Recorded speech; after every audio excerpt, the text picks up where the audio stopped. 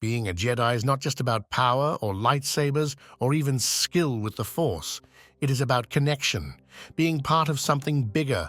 I am stronger as part of the Jedi Order than I could ever be alone. Obi-Wan Kenobi to Anakin Skywalker. The Jedi Order, also known as the New Jedi Order under Jedi Master Luke Skywalker, was a noble monastic and non-theistic religious order united in their devotion to the light side of the Force. With a history dating back thousands of years before the rise of the Galactic Empire, the Jedi Knights, noted for their lightsabers and natural ability to harness the powers of the Force, stood as the guardians of peace and justice in the Galactic Republic. The Order was originally established on Ahch-To in the Unknown Regions. In later years, the Jedi Grand Temple on the core world Coruscant served as the hub of all Jedi activity in the galaxy. The temple was also a training school for younglings and Padawans who learned the ways of the Force under the supervision of Jedi Masters, 12 of whom were elected to serve on the Jedi High Council, the Order's highest governing authority. The High Council's staff officers were the Grand Master, who functioned as the leader of the Order and was a title reserved for the wisest Jedi Master and the Master of the Order, who served as the Council's appointed leader. The Jedi Code governed the Order's way of life. Therefore, every Jedi was duty-bound to observe and uphold the Code, or else risk expulsion from the Order. The emergence of the Sith Order was the result of a schism that fractured Jedi unity, dividing the Order between the Jedi who remained faithful to the light and a group of renegades that followed a rogue Jedi into exile for exploring the dark side of the Force. Thenceforth, the Jedi and Sith warred with each other for centuries. Although the last conflict concluded with the fall of the Old Republic, the ancient Sith all but perished as well, allowing a new galactic republic to rise under the protection of the Jedi Order. Unknown to the Jedi, however, the Sith endured in secret for a millennium, beginning with Darth Bane, the sole surviving Dark Lord of the Sith who reformed the Sith way by creating the Rule of Two, a rule limiting the Sith Order's ranks to 2 members, a Sith Master to embody the power of the dark side, and a Sith apprentice to covet that power. While the Jedi and Republic moved on, their ancient wars with the Sith fading from memory, Bane's legacy spawned a lineage of Sith Lords that culminated in the rise of Darth Sidious approximately 3 decades before the Battle of Yavin. During the final decades of the Republic, the Jedi Order vowed allegiance to the Galactic Senate as the galaxy was beset by political instability and social unrest, which in turn created a secessionist crisis that ultimately resulted in the formation of the Confederacy of Independent Systems. Lacking the sufficient manpower needed to protect the galaxy, the Jedi became commanders and generals in the newly formed Grand Army of the Republic. For roughly 3 years, they commanded armies of clone troopers in a conflict known as the Clone Wars, engaging the Confederacy's battle droid forces led by Count Dooku, a former Jedi Master who became a Sith Lord, and the cybernetic warlord General Grievous. Though the Jedi fought to preserve the Republic, the government they served was secretly taken over by Sidious, who, as Senator Sheev Palpatine of Naboo, rose to power in the Senate and became the last Supreme Chancellor of the Republic. The Jedi were unknowingly being deceived by the Sith. The Chancellor's deceptions and machinations culminated in the execution of Order 66, a secret protocol that forcibly turned the Jedi's clone soldiers against them, leading to an all but total extermination of the Jedi Order. With most of the Jedi eliminated, Sidious supplanted 1,000 years of democracy with a new government known as the Galactic Empire. In addition, Sidious succeeded in turning Anakin Skywalker, the prophesied Chosen One, who was destined to bring balance to the Force by destroying the Sith, to the dark side and renamed him Darth Vader. As a Sith Lord, the former Jedi Knight served the self-proclaimed Galactic Emperor by hunting down the few surviving Jedi who had gone into hiding across the galaxy. In spite of the Sith's efforts, however, the Jedi continued to endure. Within a generation of the Empire's rise to power, Obi-Wan Kenobi and Yoda, both of whom survived the initial purge of the Order, trained Vader's son, Luke Skywalker, in the Jedi arts. Luke would later redeem his father, causing the redeemed Anakin Skywalker to return to the light and fulfill his destiny as the Chosen One, destroying both himself and his master during the Battle of Endor. The Empire dissolved into various remnants as a result of their defeat in the Galactic Civil War, allowing the Alliance to restore the Republic to rise as the New Republic. Under the new era, Luke Skywalker endeavored to rebuild the Order by training a new generation of Jedi. Among Skywalker's students was his nephew, Ben Solo, the son of his twin sister, Princess Leia Organa, and the famed smuggler Han Solo. Ben, however, was seduced by the dark side of the Force at the coaxing of Snoke, an enigmatic figure who spearheaded the Imperial-inspired First Order. As a result, Ben adopted the name and persona of Kylo Ren, a First Order warlord and master of the Knights of Ren. The new generation was betrayed and destroyed by Ren, who left the Jedi training temple burning by the time Skywalker recovered from the attack. Feeling responsible for Ben's fall and the massacre of his apprentices, he went into exile and disappeared from the galaxy, leaving only traces of his location on a star map. The First Order and the Resistance both sought to acquire the map, but ultimately it was the latter that succeeded due to the actions of the Jakku scavenger Rey. She followed the map to the planet Arch-To, where the last Jedi had taken refuge in the first Jedi Temple. Skywalker, stricken by grief and believing his return would only cause more problems, was reluctant to train Rey or another generation of Jedi. However, the last Jedi eventually returned to the fight, buying time for the Resistance to escape the Siege of Crait, led by Kylo Ren, who became the new Supreme Leader after killing his master, Snoke. Skywalker became one with the Force after exerting a great amount of energy to project himself across the galaxy to face his fallen nephew, but not before acknowledging that he would not be the last Jedi. His heroic tale spread across the galaxy, inspiring others and giving hope in a time of rising darkness. Having returned from death, Darth Sidious urged Kylo Ren to end the Jedi Order by killing Rey, who was his granddaughter. After Ren renounced the dark side, Sidious attempted to turn Rey until he discovered her bond with Ben Solo. Realizing they were a dyad in the Force, Sidious nearly drained them of their life force to regain his full power.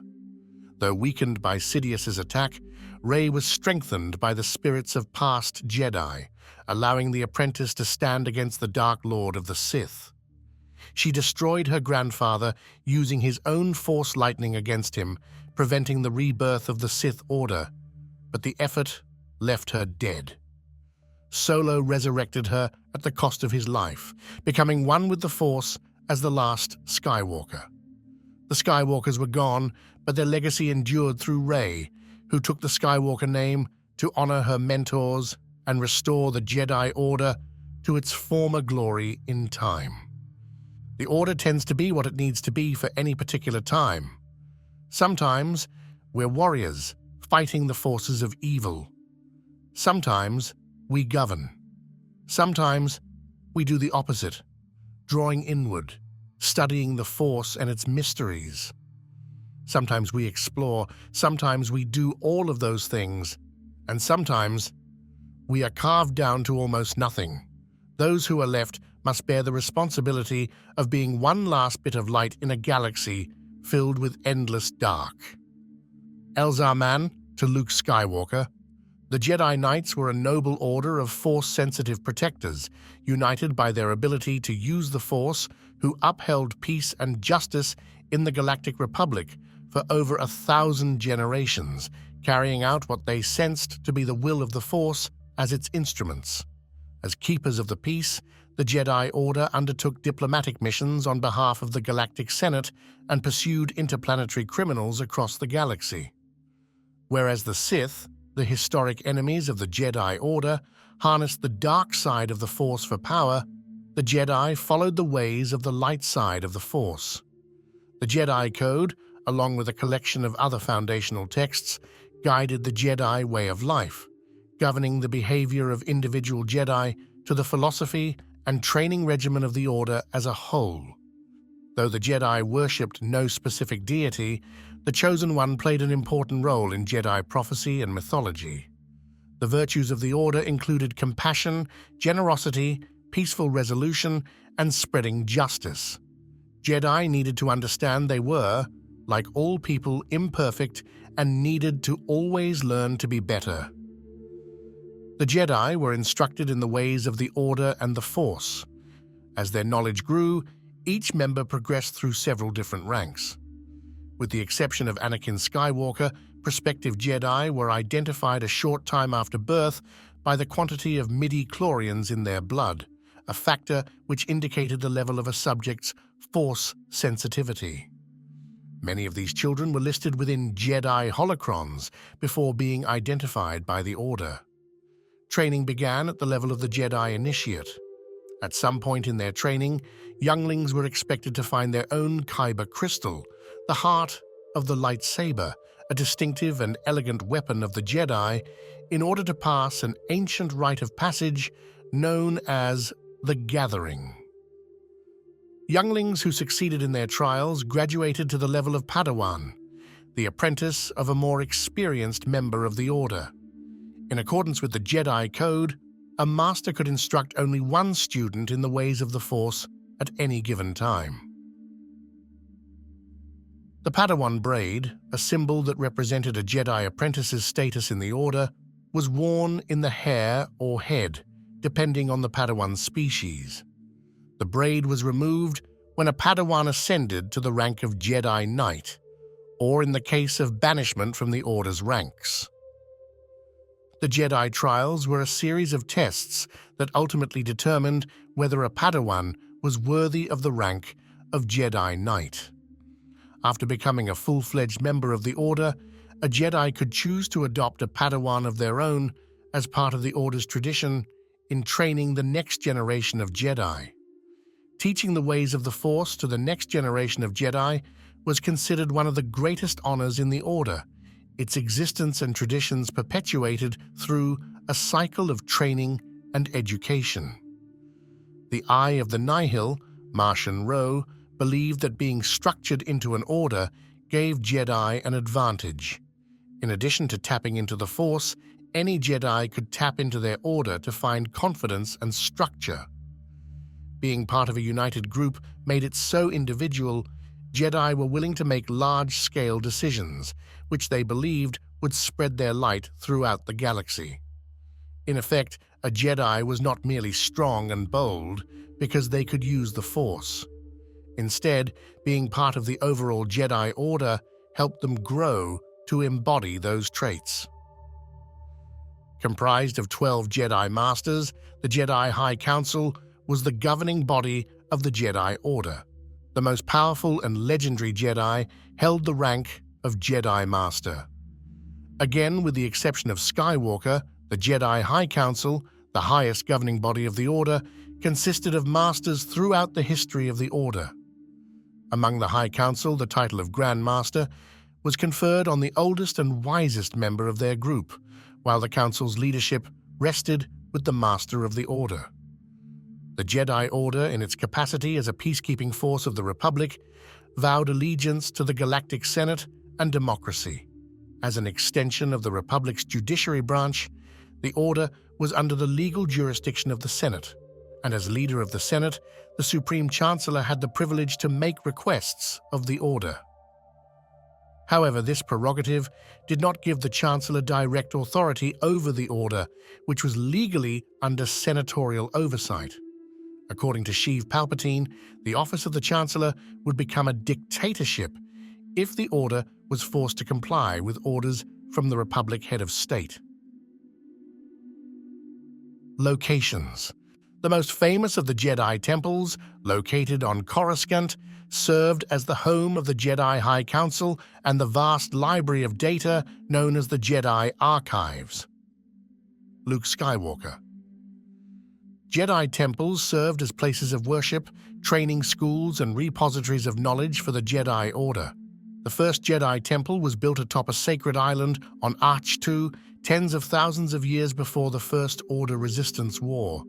The temple rose high above the surrounding sea and was worn down by erosion and time.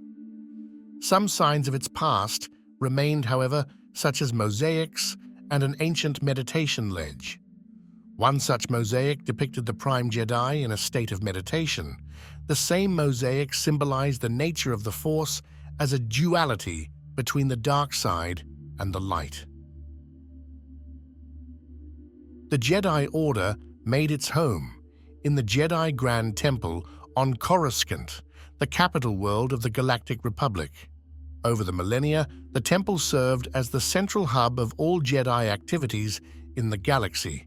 It was a school, a monastery, and the headquarters of the Jedi High Council. As a school, the temple was the largest active Jedi training center in the galaxy, where younglings trained to become Padawans and ultimately full-fledged Jedi Knights. The Jedi Archives, the source of all knowledge accumulated by the Order, was located inside of the temple. As the symbol of the Order, the temple signified the Order's status in galactic affairs. While access to the temple was not restricted to just the Jedi, all non-Jedi personnel were required to undergo compulsory entry tests before becoming employed at the temple. Those who worked in the temple often dedicated their whole life to serving the Order.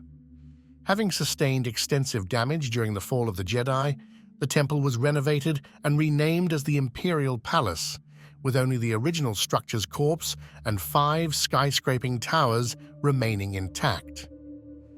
In addition to the temple on Coruscant, the Order maintained several ancient temples spread across the galaxy. Jedi understood they were connected to the entire galaxy through their Order, seeing the galaxy itself as their home instead of a singular location as deserving that term. One ancient temple was located on Lothal and was only accessible if both the Master and Padawan were present. The Lothal Temple was where Padawans were sent to confront their fear without the support of the Masters, some of whom ultimately died while waiting for their students who never returned, leaving the temple's antechambers littered with their skeletal remains.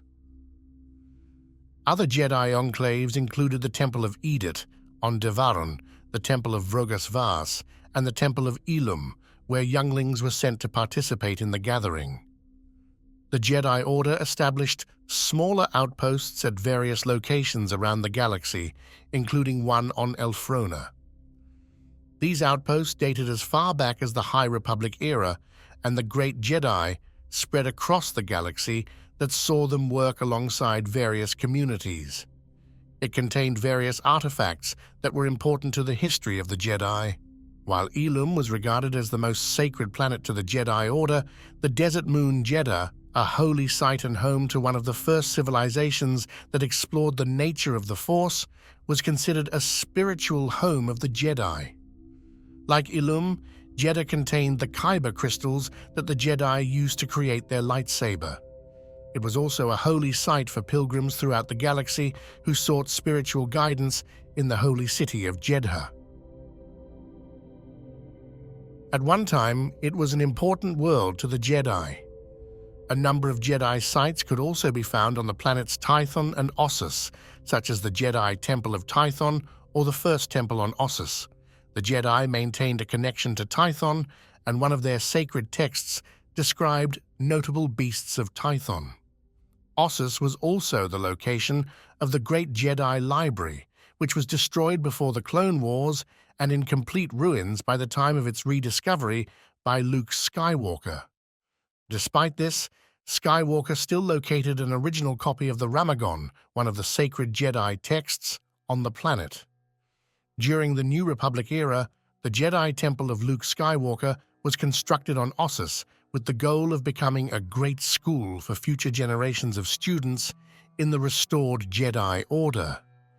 With the galaxy changing as new threats emerged, the Jedi Order took on many forms and traditions over its life in its mission to fight those threats. As such, the particular way members of the Jedi Order interpreted the current form of its ideals impacted the way they interacted with the galactic population. The High Republic era was a time of greatly expanded Jedi activity, and the Order had many outposts throughout the galaxy. The Galactic Republic relied heavily on their role as guardians of peace and justice, to settle disputes through peaceful ways, to protect planetary leaders and senators. With the Republic's rapid expansion and the Order's role in protecting that effort, the Jedi also established many new temples across the Outer Rim, keeping the buildings in line with the planetary cultures they found themselves in.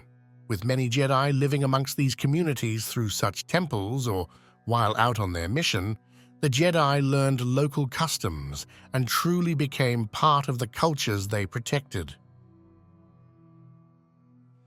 By the time of the late Republic era, the galactic scale of their responsibilities required the Order to focus on and spend their time on the galactic astropolitical scene and the bigger questions. Stopping menaces, some before they even develop, saving whole star systems at a time. Knowing that their decisions affected billions of lives, the Jedi Council regularly sent out knights to report on the state of the various parts of the galaxy.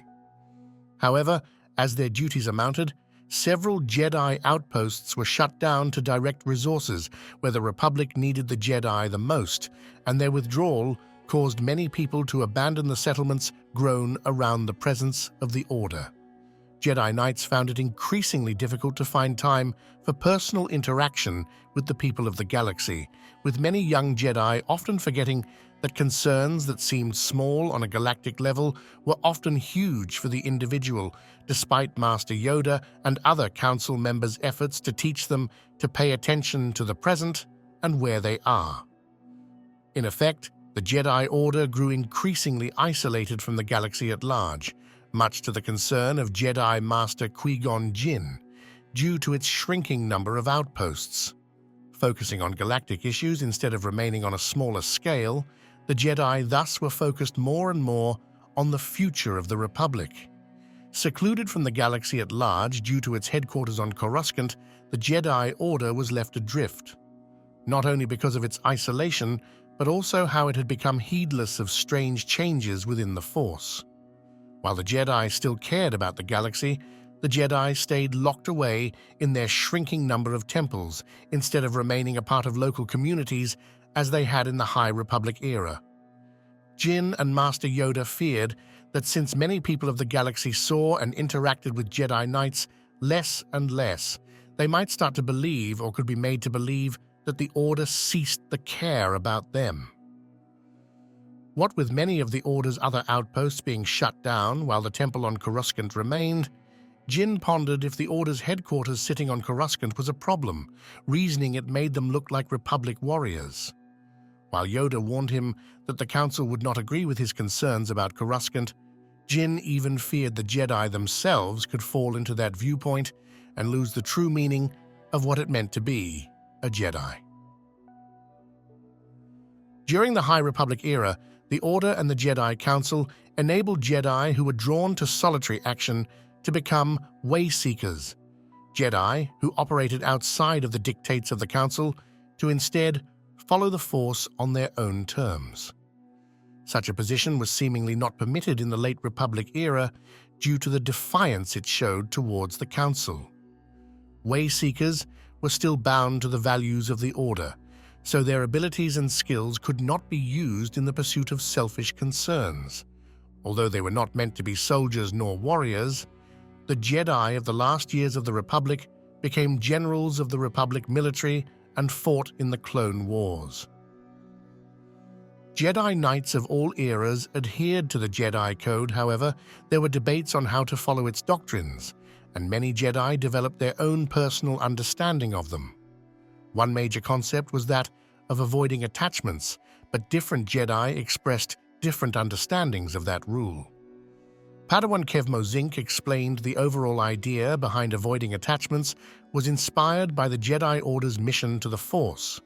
If a Jedi was truly expected to work for the good of the entire galaxy, they could not tie themselves down with one attachment, such as a romantic relationship with another being.